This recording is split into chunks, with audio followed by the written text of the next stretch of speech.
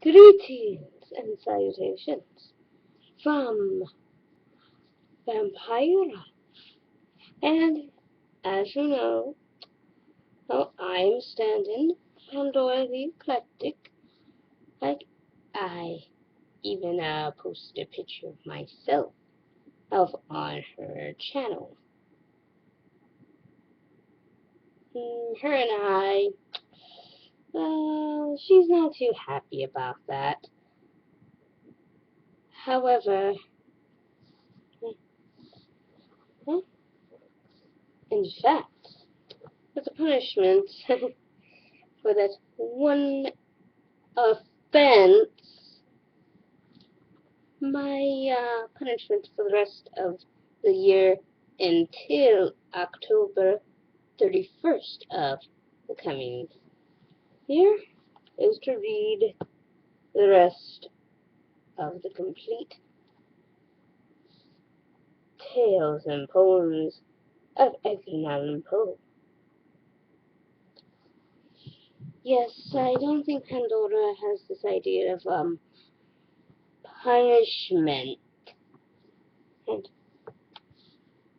but let's indulge her, shall we?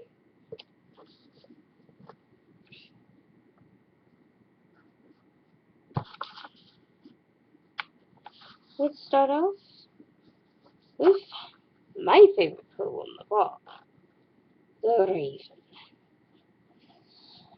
Once upon a midnight dreary, I pondered weak and weary over many a quaint and curious volume of forgotten lore.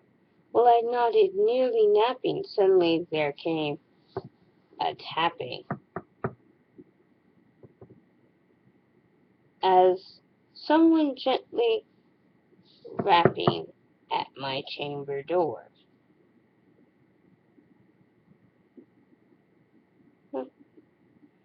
"'Tis some visitor," I muttered, tapping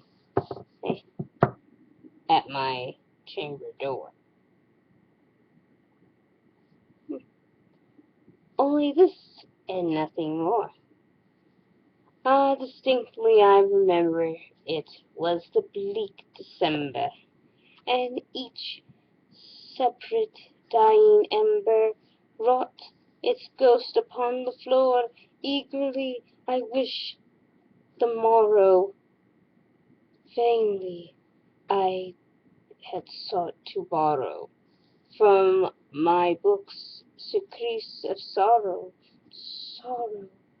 for lost Lenore, for the rare and radiant maiden whom the angels name Lenore, nameless here forevermore. And the silken, sad, and certain rustling of each purple curtain thrilled me, filled me with fantastic terrors never felt before. So that now, so still the beating of my heart stood repeating, and 'tis some visitor entreating entrance at my chamber door, some late visitor entreating entrance at my chamber door. This is it, and nothing more. Presently my soul grew stronger, hesitating, then no longer. "Sir," said I, "or madam, truly your forgiveness I implore. But the fact is, I was napping, and so gently you came a-rapping, and so faintly you came tapping, tapping at my chamber door, that I scarce was sure I heard you. Here I opened wide the door. Darkness there and nothing more. Deep into the darkness peering, long I stood there, wondering, fearing, doubting, dreaming dreams no mortal ever dared to dream before. But the silence was unbroken, and the darkness gave no token. And the only word there spoken was the whispered word, Lenore. This I whispered, and an echoed murder heard back the word, Lenore! Merely this, and nothing more.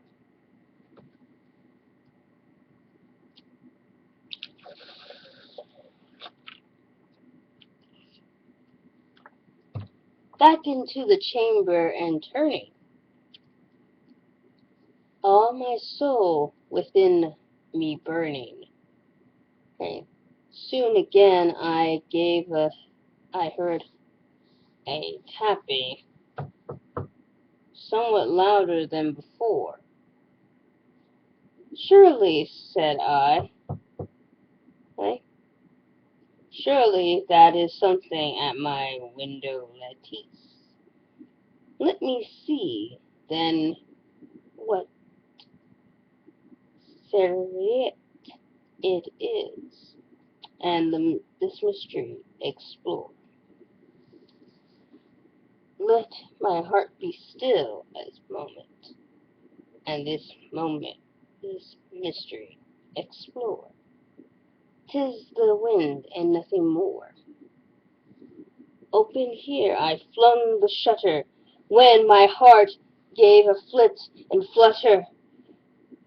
In there stepped a stately raven, and saintly days of yore. Oh, sorry to give me a bit of 'tis nothing. Not the least obeisance made he, not a minute stopped or stayed he, but with mine of lord or lady perched above my chamber door, perched upon a bust of Pallas just above my chamber door, perched and sat and nothing more. Then this ebony bird beguiling my sad fancy into smiling by the grave and stern decorum of the countenance it wore. Uh, Though thy crest be shorn and shaven, thou, I said, art sure no craven, ghastly grim, an ancient raven, and wandering from the nightly shore, tell me what thy lordly name is on the night's plutonium shore. Quoth the raven, Nevermore! Odd thing for a raven to say, now isn't it?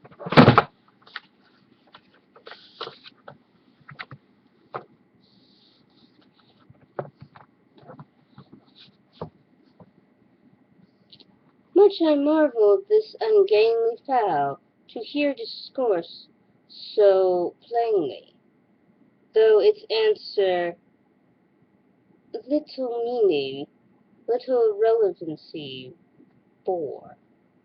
For we cannot help agreeing that no living being ever yet was blessed with seeing bird above the chamber door, bird or beast upon the sculptured bust above his chamber door, with such name as Nevermore. But the raven sitting lonely on the placid bust spoke only but one word, as if soul in that one word did outpour. How he's just being annoying.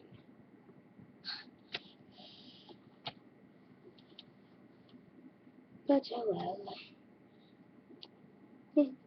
Nothing farther than he uttered, not a feather than he fluttered, and till I scarcely more than muttered, other friends have flown before. On the morrow he will leave me, as my hopes have flown before. Then the bird said, nevermore, startled at the stillness broken by replies so aptly spoken.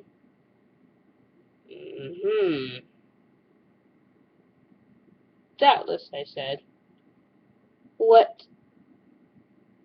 it utters is only stock in store, caught from some unhappy master, whom unmercifully disaster followed fast and followed faster, till his song one burden bore,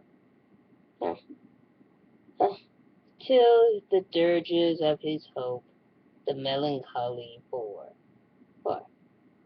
of nevermore, of nevermore. But the raven still beguiling my sad fancy into smiling, set I wheeled a cushioned seat in front of bird and burst in door, and upon the velvet sinking, I betook myself to linking fancy unto fancy, thinking, what this ominous bird of yore, what this grim, ungainly, ghastly, gaunt, and ominous bird of yore, meant in croaking, nevermore? And I sat, engaged in guessing, but no syllable expressing, to the fowl whose fiery eyes now burn into my bosom's core. This and more I sat divining, my head at ease reclining on the cushion's velvet lining, and the lamplight glowered over, but whose velvet violet lining, with the lamplight glowing over, she shall press, nevermore.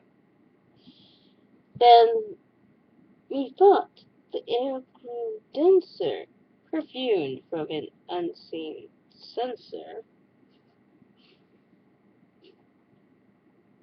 There's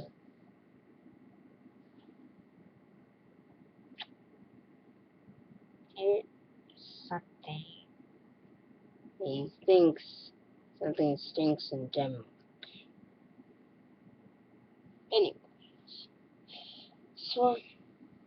swung by seraphim whose footfalls tinkled on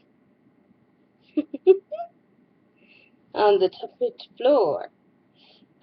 Wretch, I cried, that thy God hath lent thee, by angels he hath sent the respite and nepenthe from the memories of Lenore. Quaff, oh quaff this kind nepenthe, and forget this lost Eleanor. Quoth the raven, nevermore. Prophet, said I, thing of evil, prophet still, if bird of devil, whether tempter sent, or whether tempest has tossed thee here ashore, desolate, yet all undaunted, on this desert land enchanted, on this home by horror haunted. Tell me truly, I implore, Is there balm in Gilead? Tell me, I implore. Quoth the raven, nevermore. Prophet, said I, thing of evil, prophet still, if bird or devil, by that heaven that bends above us, by the God we both adore, tell this soul, that with soul laden, if this distant Adine, it, it shall still, it shall clasp a Satan, sainted and maiden, whom angels name Lenore, or clasp a rare and radiant maiden, and whom angels name Lenore. Quoth the raven, nevermore. Be the word our sign of parting, bird or fiend, I shriek, upstarting.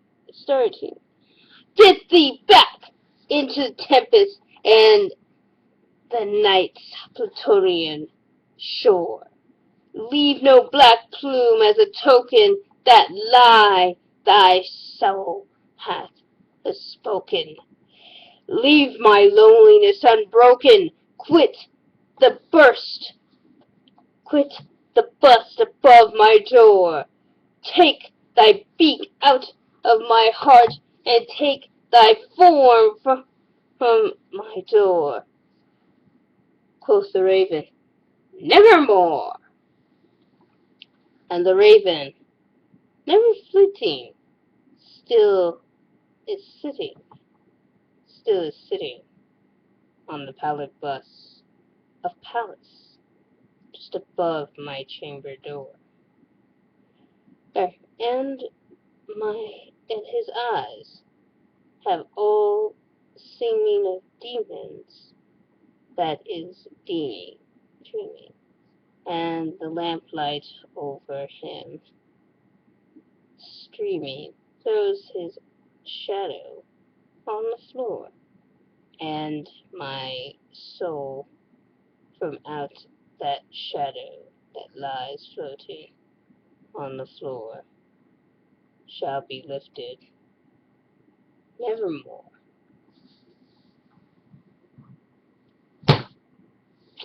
Well, that was fun. As you know, I shall be doing more stories like this, but, hmm?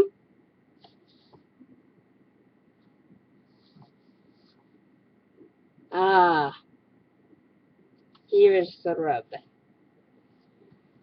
Instead of reading these stories every night, as I so planned to do, I will be coming back every Friday night to read you at least something, or one poem, or a story, depending on when we get to those. Throughout the rest of the year until, well, next October 31st. As so the deal. Well, since we had to change that little plan. Also, Pandora also wanted me to tell you that she'll be uploading her, apparently she went to a med fair, whatever the heck that is.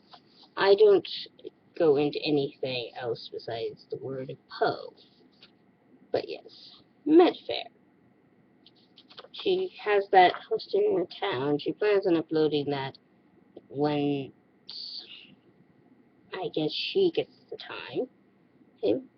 But all I can tell you and leave off is have a happy Halloween. And make sure to keep your doors locked and everything. just so you won't have to worry about a certain Lenore visiting you. But make sure you leave it just one bit of a crack open for Vampira. Anyways, from Pandora and me, keep it frosty.